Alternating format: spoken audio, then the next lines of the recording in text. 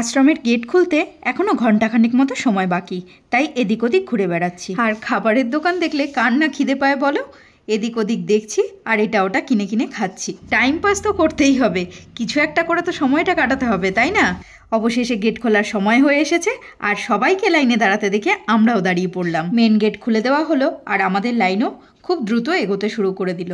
অবশেষে আমরা প্রবেশ করলাম আশ্রমের ভেতরে। আশ্রমের ভেতরটা গাছগাছালিতে ভরা, পরিষ্কার পরিচ্ছন্ন। রাস্তার ওপর একটা শুকনো পাতাও পড়ে নেই, এতটাই পরিষ্কার, নিরিবিলি, শান্ত পরিবেশ। এদিকটায় দেখো বড় বড় রাজহাঁস রয়েছে, কি সুন্দর দেখাচ্ছে দেখো রাজহাঁসগুলোকে। খানিকটা এগিয়ে গিয়ে দেখি এই জায়গাটার সামনে দাঁড়িয়ে সবাই ছবি তুলে নিচ্ছে।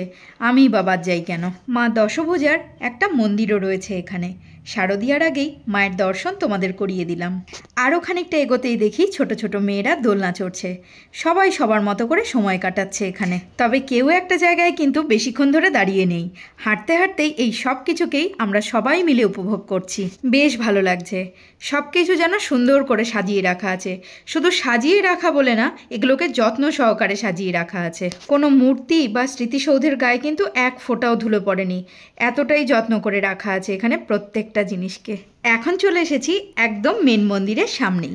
আর আমার বর তো ঢোকার পর থেকেই ভিডিও করে চলেছে। জানি না এত ভিডিও কোথায় পোস্ট করবে। আর আজ আমার ক্যামেরাম্যান হয়েছে আমার ছেলে।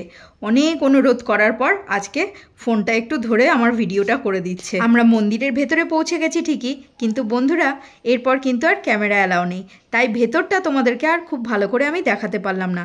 মন্দিরের বাইরেটাই তোমাদেরকে দেখাচ্ছি। একদম neat and clean, well maintain যাকে বলে। মন্দিরের ভেতরটা ভালো করে ঘুরে নিয়ে আমরা বাড়ির পথ ধরি। আমার তো বেশ ভালো লেগেছে এই লাহিড়ী বাবার আশ্রম। আর তোমাদের কেমন লেগেছে তা কিন্তু অবশ্যই কমেন্টে জানিও। এরপর বাড়ি ফিরে এসে বানিয়ে নিয়েছি গরম গরম মাংস, সাথে ভাত।